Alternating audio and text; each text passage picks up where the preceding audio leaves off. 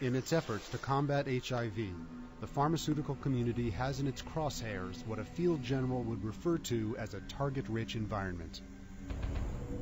In its first brush with a T-cell, the HIV particle uses its GP120 surface glycoprotein to snag a CD4 membrane protein and its co-receptor, triggering the harpoon-like GP41 glycoprotein core that draws together and fuses the viral and host cell membranes, propelling the viral core into the T-cell cytoplasm. An uncoating process releases the viral capsid containing 2 copies of viral RNA, associated proteins, and the viral enzymes vital to replication, reverse transcriptase and integrase.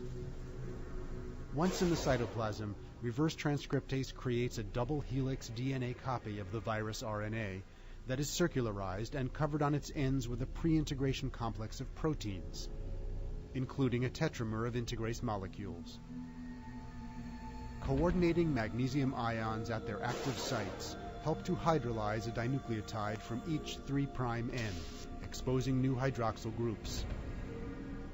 The pre-integration complex guides the proviral DNA to a host nuclear pore and threads inside to find a convenient loop of host DNA. Latching on, the integrase positions the 3' hydroxyl groups over host DNA phosphorus atoms 5 base pairs apart.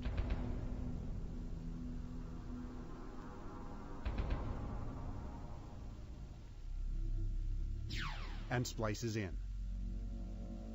Integration is completed by host repair mechanisms that fill the gaps with complementary base pairs.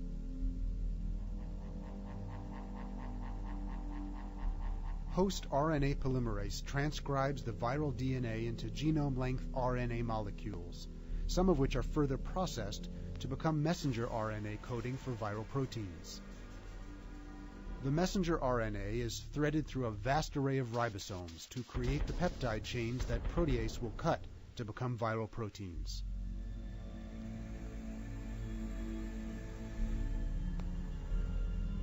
Finding their way to staging zones under the cell surface, areas marked by GP120 proteins, these peptide chains encapsulate the viral RNA copies just arriving from the nucleus and provision them with protein tools essential to further replication.